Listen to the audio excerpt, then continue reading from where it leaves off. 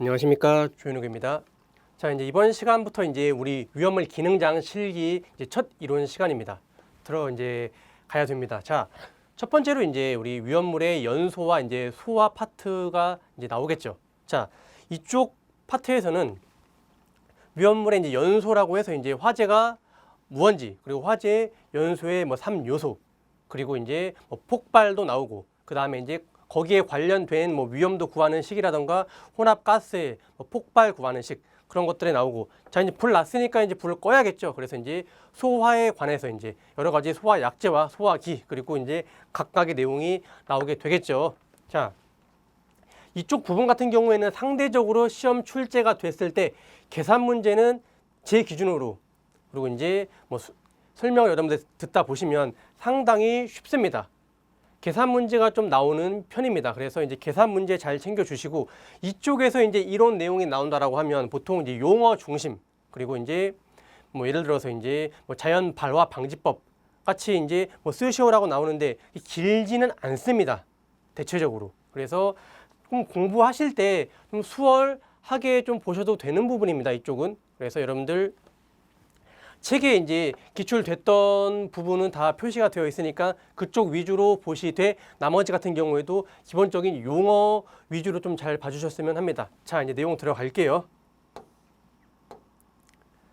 자, 위험물의 화재, 화재의 정의와 이제 3요소 한번 보겠습니다. 자, 화재는 뭡니까? 화재.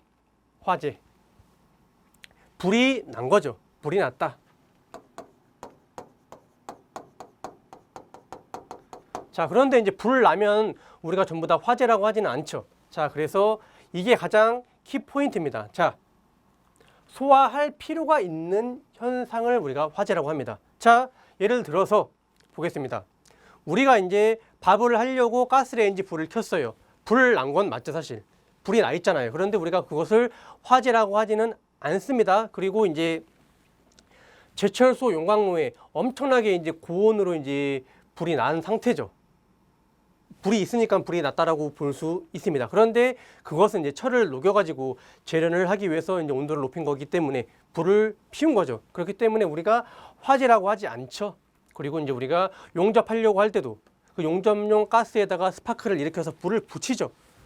역시나 우리가 화재라고 하지는 않습니다. 그래서 화재란 이게 가장 키포인트입니다. 자, 일단 인간 또는 동물, 신체, 또 재산, 생명의 손실을 초래하는 재난, 혹은 소화할 필요가 있는 현상을 말합니다. 자, 그래서 어떤 것들이 있죠? 자, 과실로 인하여 발생한 화재. 제가 이제 요리를 하려고 불을 켰는데 갑자기 이제 후라이팬에 기름이 있죠. 보통 기름에 이 불이 옮겨 붙었습니다. 그럴 때는 어떻게 됩니까? 과실로 인해서 이제 화재가 된 거죠. 그래서 그런 것들은 어떻게 된다? 화재로 봅니다. 그냥 불을 피웠을 때는 화재가 아니나 내 과실 아니면 내 의도에 반해서 불이 날 경우에는 화재라고 본다. 그리고 일정한 대상에 대하여 피해 발생을 목적으로 방화라고 하죠. 방화범들도 많이 있습니다. 그래서 이제 화재는 많이 나는 편이죠. 그래서 어떨 때 고의로 인해서 불을 붙인 경우에도 우리가 화재라고 봅니다. 그리고 연소 현상, 가연물이 산소와 반응하여 열과 빛을 동반하는 급격한 산화 반응을 말한다. 그래서 이런 것들을 우리가 화재라고 합니다.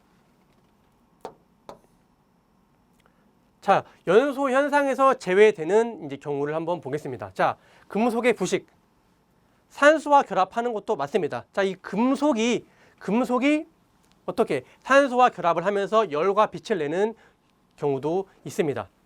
금속분, 철분, 마그네슘, 우리 위험물에 나오죠.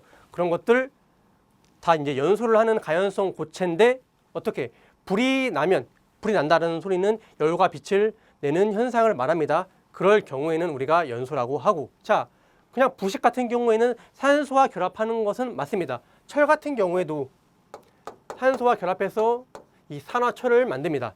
이럴 때도 산화 되긴 됐지만 열과 빛을 내지 않습니다. 장시간 천천히 이렇게 산소와 결합을 해서 녹이 슬기 때문에 이런 것들은 연소 현상 아닙니다. 그리고 이제 금속의 녹거나 핵 분열, 그 어떠한 한 가지 물질이 있는데 그 물질이 이제 분해하거나 아니면 결합을 했을 때 엄청나게 이제 많은 핵 분열 시 아주 상당한 많은 에너지를 이제 방출을 시킵니다. 우리가 이제 이 원리를 이용해서 만든 게 핵폭탄입니다. 그래서 그럴 경우에도 열과 빛을 발하죠. 그렇지만 어떻게 된다?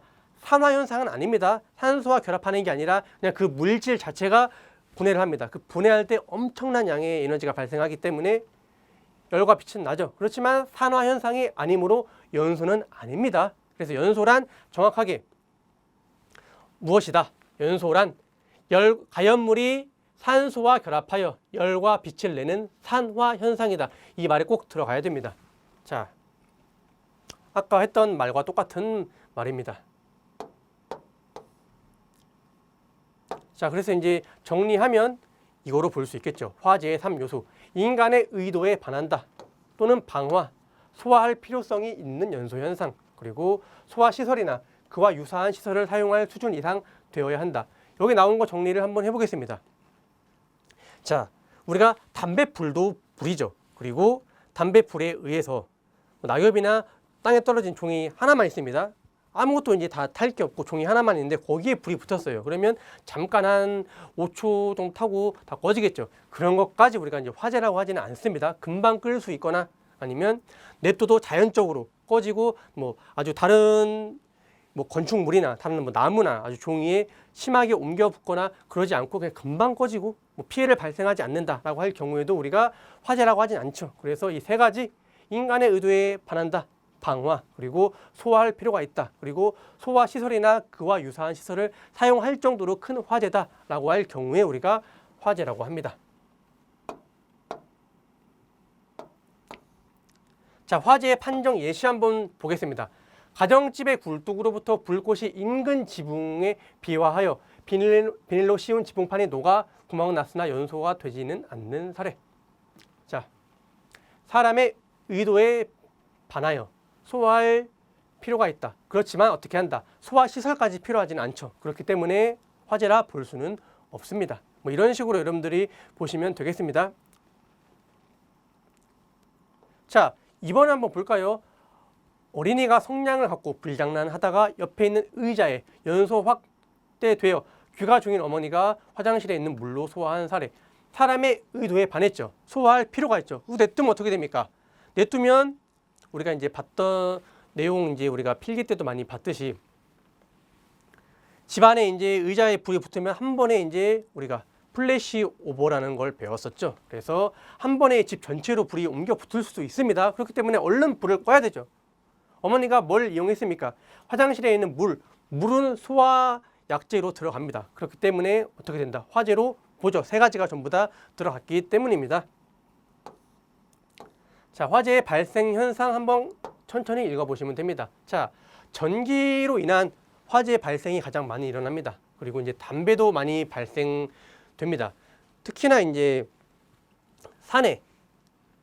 산에서 이제 담배 피시는 분들이 꽤 많습니다. 그래서 그 담뱃불에 의한 화재도 많이 발생되고 특히나 이제 가을철 같은 경우에는 이제 길바닥에 낙엽 같은 것도 많이 있습니다. 그래서 그 낙엽이 말라갖고 이제 나무에서 떨어지는 거죠. 그렇기 때문에 그 아주 마른 잎 같은 경우에는 담배불이나 아니면 조그만 불에 의해서도 금방 불이 붙을 수 있어요. 그리고 또 그 낙엽이 사람들이 밟다 보면 좀 쪼개집니다. 잘게. 그렇기 때문에 더 잘 붙을 수가 있게 됩니다. 그렇기 때문에 담배로 인한 이 화재도 많이 발생을 합니다. 대부분의 좀 산불 같은 경우가 이 담배나 이런 전기 화재로 많이 발생을 하죠.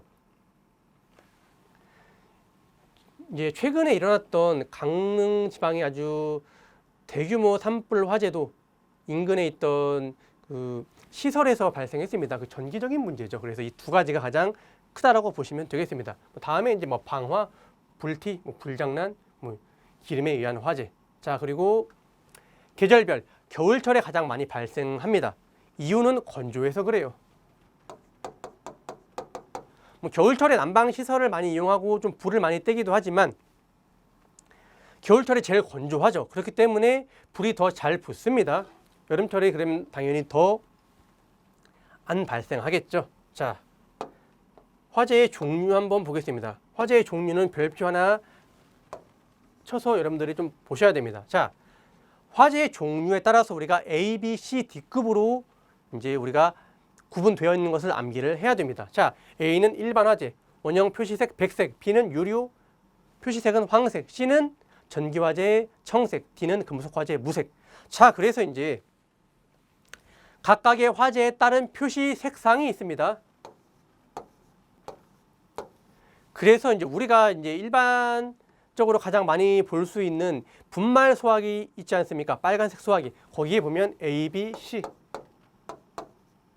이렇게 표시가 되어 있고, 이 A급 화재에는 백색, 흰색으로 칠해져 있고, B급을 나타내는 B 표시에는 황색, C는 청색으로 이제 표시가 되어 있습니다. 왜냐하면 화재의 급수에 따라서 이러한 표시색을 나타내야 되기 때문에 그렇습니다. 그래서 그 일반적인 우리가 볼 수 있는 빨간색 분말 소화기는 A급 일반 화재와 B급 유류 화재, C급 전기 화재에 전부 다 적응성이 있다라는 소화기라는 말이죠. 자, 그러면 한번 볼까요? 일반 화재에는 어떤 것들이 있습니까? 우리가 일반적으로 이제 보는 뭐 종이, 나무, 목재, 그리고 합성 수지류, 그리고 플라스틱이 여기 들어갑니다. 그리고 한옥의 화재도 A급이고, 그냥 우리가 일반적인 뭐 집에서 발생한 화재를 그냥 우리가 일반 화재로 이제 봅니다. 다음에 이제 유류 화재, 기름에서 발생한 화재를 말하죠. 그래서 우리가 위험물에서는 제4류 위험물이 인화성 액체고 액체 위험물이죠. 그래서 4류 위험물의 화재가 발생하면 우리가 유류 화재라고 봅니다. 그리고 이제 B급 화재겠죠. 자, 유류 화재 시 주소 소화, 물에 의한 소화가 금지되는 이유는 뭡니까? 대부분의 기름은 물보다 가볍습니다. 대부분 기름.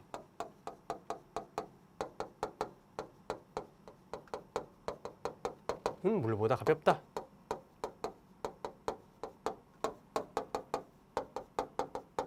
한마디로 비중이 1보다 작다라는 소리입니다. 자, 물의 비중이 1이고 비중이 1보다 크면 물보다 무겁기 때문에 물에 가라앉고 1보다 작으면 뜨겠죠. 자, 그럼 어떻게 됩니까? 기름이 물과 섞이지도 않죠. 뭐 대부분 안 섞입니다. 섞이는 것도 있긴 합니다만.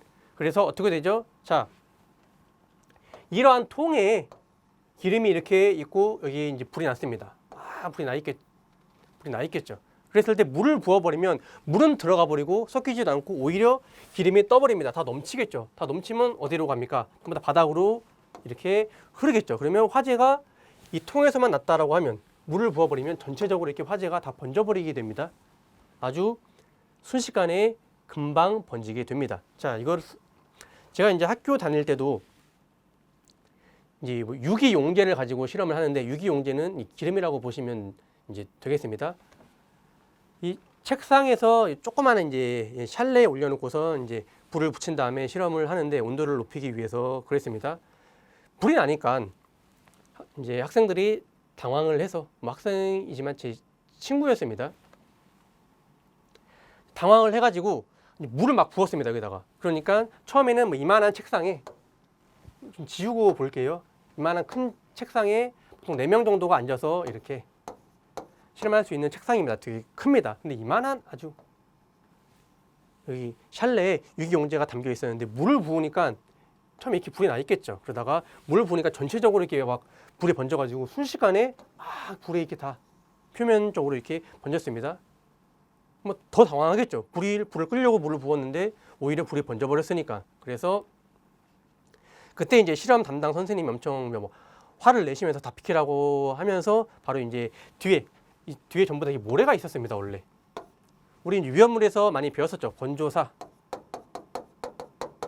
자, 모래를 이제 부어서 이제 불을 다 껐던 이 기억이 있습니다. 이렇듯이 기름 화재에 물을 부어버리면 상당히 아주 위험해집니다. 특히나 이제 우리 집에서도 후라이팬에 화재가 났을 때 물 붓는 순간 전체적으로 번질 수가 있기 때문에 매우 조심해야 됩니다.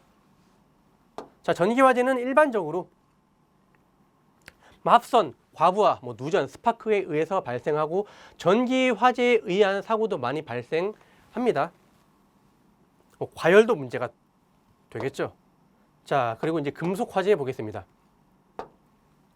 자, 칼륨, 나트륨, 마그네슘, 아연 등과 같이 물과 반응하여 가연성 가스를 발생하는 물질의 화재를 말합니다. 자, 우리가 이제 일반적으로 이제 금속이라고 생각하면 보통 철 생각합니다.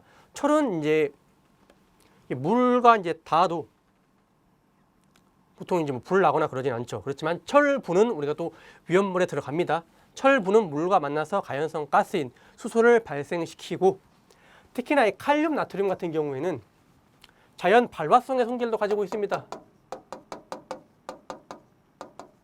그래서 물과 접촉을 했을 때 발열하고 이제 불이 날 수도 있기 때문에 매우 조심해야 되는 물질입니다. 자, 이제 기능장 실기에서 반응식이 상당히 많이 나오게 됩니다. 자, 반응식 이제 우리가 이제 두 번째 파트에 위험물의 성질 및 취급 들어가면 각각 1류부터 6류까지 위험물이 나오게 됩니다. 거기서 반응식을 다시 한번 보겠습니다. 반응식 상당히 많고 다 암기를 해야 되는 것들입니다. 그래서 이제 보통 일반적으로 금속 같은 경우에는 수소가 나오고, 이제 보통 그 3류 위험물 중에서 금수성 물질이 있습니다. 거기서는 이제 다양한 가스가 이제 나오기 때문에 여러분들이 전체적으로 다시 한번 다 보셔야 됩니다. 자, 반응식은 그 다음 파트 가서 보겠습니다. 자, 화재의 피해 및 소실 정도. 전수 화재란 70% 이상. 그리고 이제 보수해도 이제 재사용이 불가능한 거 다시 그냥 다 부시고 새로 지어야 될 그럴 경우를 말합니다. 반소는 30 이상 70 미만. 부분소는 여기 둘 다에 해당하지 않는 것을 말합니다. 자, 화상의 종류도 그냥 한번 읽어보시면 됩니다. 1도는 홍반성, 2도는 수포성, 3도는 괴사성, 4도는 아예 검게 변한 정도, 다 타버린 경우를 말하죠.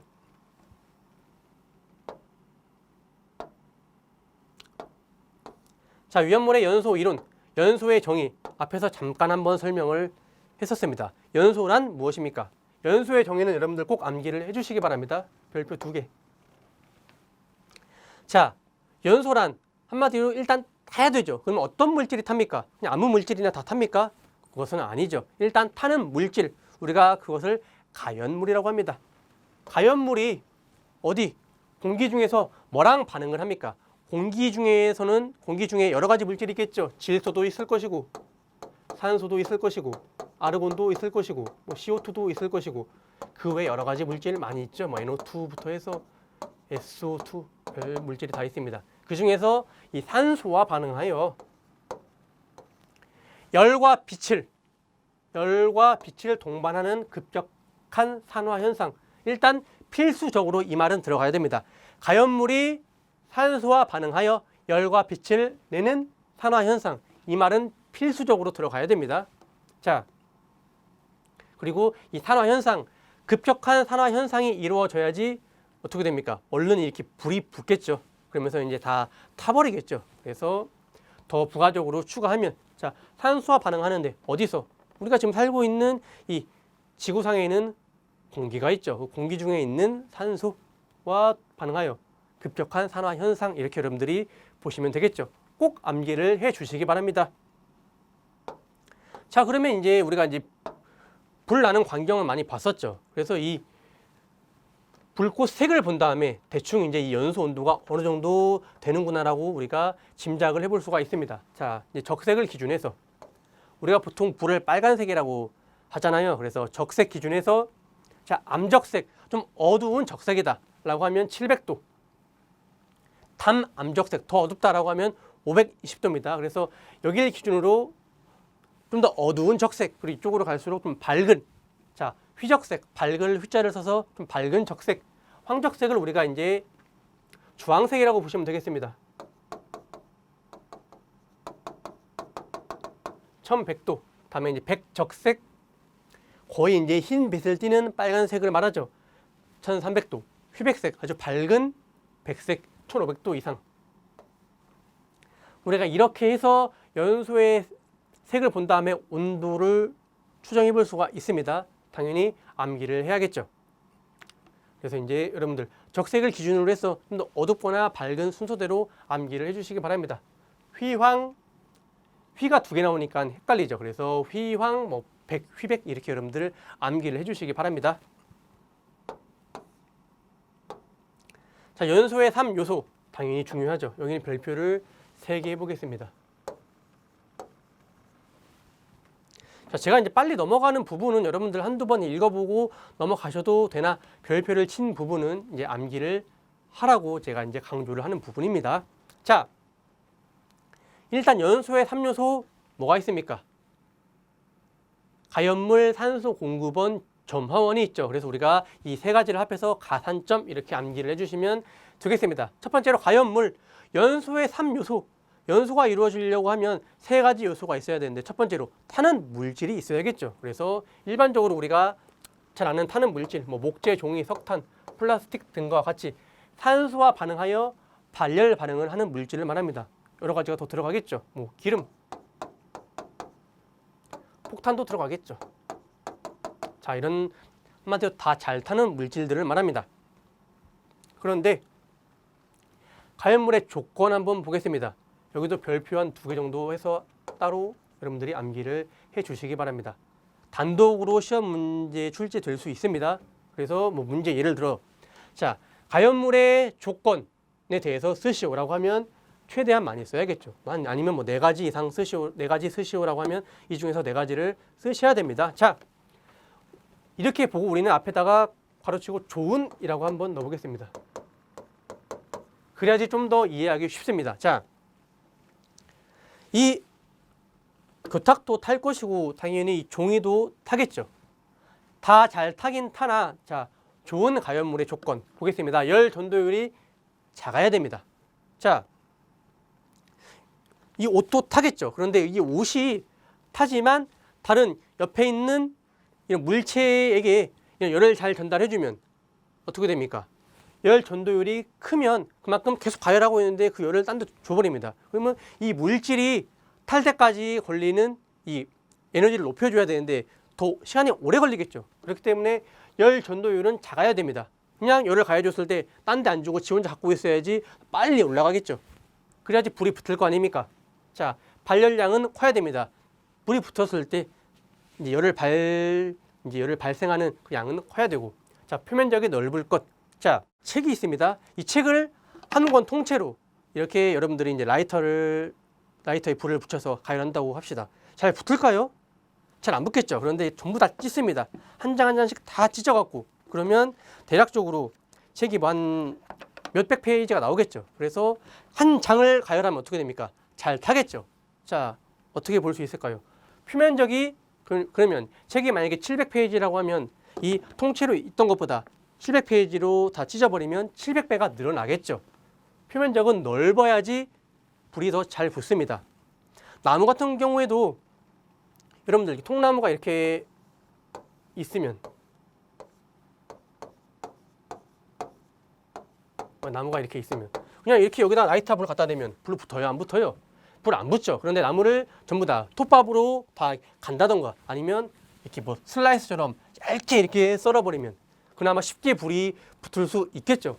표면적이 넓어졌죠. 그래서 좋은 가연물이란 표면적은 넓어야 됩니다. 자, 산소와의 친화력이 좋을 것. 산소와 결합을 더 잘하면 잘할수록 물질마다 산소와의 친화력 정도가 좀 다릅니다. 당연히 산소와 더 잘 결합하는 애들일수록 더 연소가 잘 되겠죠. 자, 그리고 활성화 에너지가 작을 것. 자, 활성화 에너지란 무엇이냐면 자, 각 물질마다 전부 다 이제 이 활성화 에너지도 다릅니다. 활성화 에너지는 뭡니까?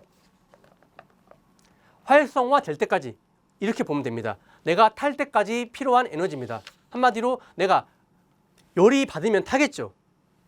근데 그게 다 물질마다 달라요. 어떤 물질은 아주 에너지를 살짝만 가해줘도 탈 것이고 어떤 물질은 에너지를 또 한참 가해줘야지 이제 타는 물질도 있겠죠. 그러면 그 에너지 활성화 시킬 때까지 에너지 그걸 우리가 활성화 에너지라고 하는데 그 에너지가 큰 게 좋아요? 작은 게 좋습니까? 작아야지 좀 더 금방 불이 붙을 수 있겠죠. 그래서 활성화 에너지는 작아야 됩니다. 자, 그러면 이제 가연물이 될 수 없는 물질 한번 보겠습니다. 자, 가연물 될 수 없는 물질 한마디 산소와 더 이상 반응하지 않는 물질입니다. 한마디로 다 탄 물질을 말해요. 이미 다 타서 더 더 이상 반응하지 않는 물질. 자, CO2 같은 경우에는 이미 탄소는 가연물입니다. 탄소가 이미 타서 산소와 결합을 해서 CO2가 된 겁니다. 다 탔기 때문에 더 이상 타지 않습니다. 물은 타지 않아요. 이미 수소가 산소와 이제 결합을 해서 물이 된 겁니다. 이 CO2와 마찬가지로 이미 연소가 끝난 반응 상태가 이제 물입니다. 그렇기 때문에 더 이상 반응하지 않습니다. 산화 알루미늄 같은 경우에도 알루미늄도 이제 위험물에 들어가고 가연물에 들어갑니다. 이미 다 탔어요. 다 탄 물질 더 타지 않겠죠. 그리고 질소 또는 질소 산화물. 자, 질소는 산소와 반응해서 질소 산화물을 만듭니다. N2O나 아니면 뭐 NO2 아니면 뭐 NO3 이런 물질을 만드나, 자, 산소와 반응을 합니다. 그렇지만 열과 빛을 내지도 않고 오히려 흡열 반응을 합니다. 주위의 열을 뺏어버려요. 그래서 우리가 이것을 가연물이라고 하지는 않습니다. 자, 그리고 영조건소, 우리가 이제 불활성 기체라고도 하는데, 자, 주기율표의 맨 오른쪽에 있는 애들 있죠. 옥텟 규칙에 의해서 이미 전자가 다 채워져 있습니다. 그렇기 때문에 더 이상 반응하지 않아요. 헬륨, 네온, 아르곤, 크립톤, 크세논, 라돈 이런 물질들 더 이상 반응하지 않아요. 다른 물질과 아무리 반응을 시켜보려고 해도 반응이 안 됩니다. 그렇기 때문에 연소하려고 하면 산소와 결합을 시켜야 되는데 이러한 불활성 기체들 산소와 결합을 하지 않아요. 그렇기 때문에 타지도 않습니다. 자, 그 다음에 이제 그러면 이러한 가연물에 산소를 공급해주는 산소 공급원도 있어야겠죠. 자, 첫 번째로 산소. 다음에 공기 중에 산소가 있죠. 그래서 공기. 자, 1류, 6류 위험물은 우리가 어떤 거였죠? 제1류 위험물은 산화성 고체. 6류 위험물은 산화성 액체. 자기 자신은 연소하지 않으나 다른 물질의 연소를 도와주는 그런 물질들이죠. 그렇기 때문에 1류와 6류, 5류 위험물은 산소 공급원이 될 수 있습니다. 왜냐하면 5류는 우리가 자기 반응성 물질이라고 했습니다. 제5류 위험물은 가연물이자 산소 공급원입니다. 둘 다 들어갑니다. 왜냐하면 물질 자체에 산소를 포함하고 있습니다.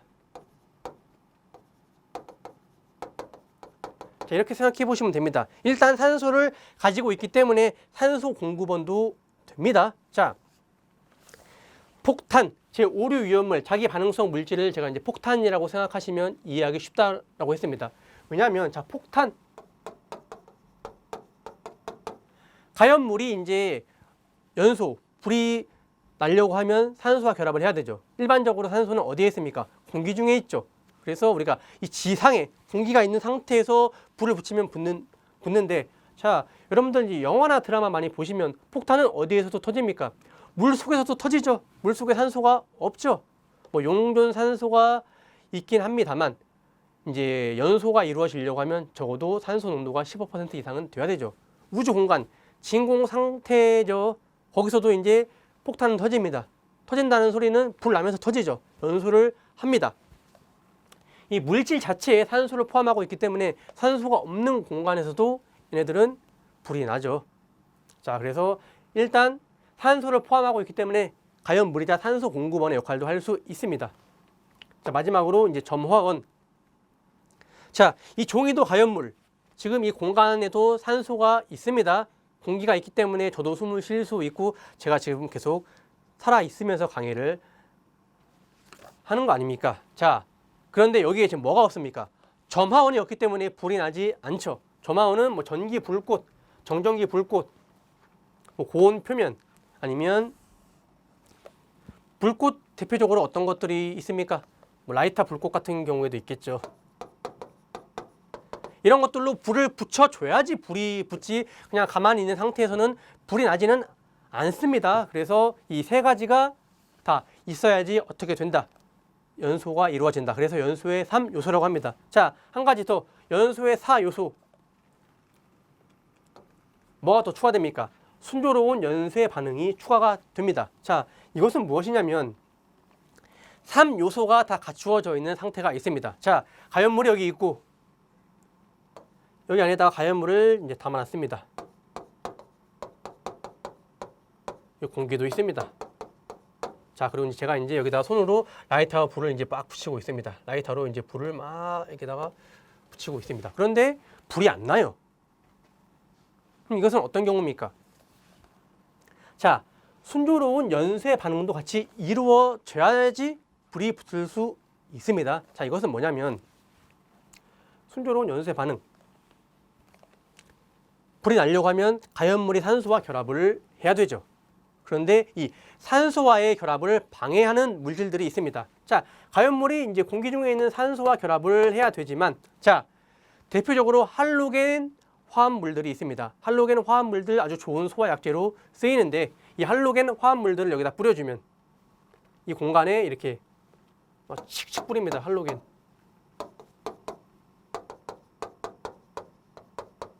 자, 그러면 이 가연물이 산소와 결합을 해야 되는데, 자, 이 화학 반응에 있어서는 더 친한 애들끼리 먼저 결합을 해버립니다. 가연물이 산소와 결합을 하려고 하더라도 이 산소가 할로겐 물질과 더 친해요. 그래서 할로겐 물질이 전부 다 산소와 결합을 해버립니다. 그러면 가연물은 분명히 공기 중에 산소가 있는데 산소와 결합을 못하는 상태가 돼버립니다. 자, 산소와 결합하지 못하면 연소가 이루어지지 않겠죠. 그래서 이런 순조로운 연쇄 반응을 막는 애들이 있습니다. 그래서 우리가 이제 소화 파트에서 이제 배우겠고, 이미 여러분들 필기를 하셨으니까 할로겐 소화 약재가 어떤 물질인지는 당연히 아시죠.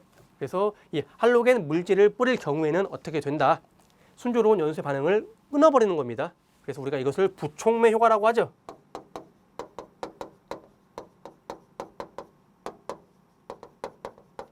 촉매는 반응이 더 잘 이루어지게 도와주는 물질을 말하고, 부촉매는 반응을 이루어지지 않게 방해하는 물질을 말합니다. 자, 그래서 연소의 4요소까지 우리가 봤습니다. 자, 그러면 첫 번째 시간 여기까지 하겠습니다. 수고하셨습니다.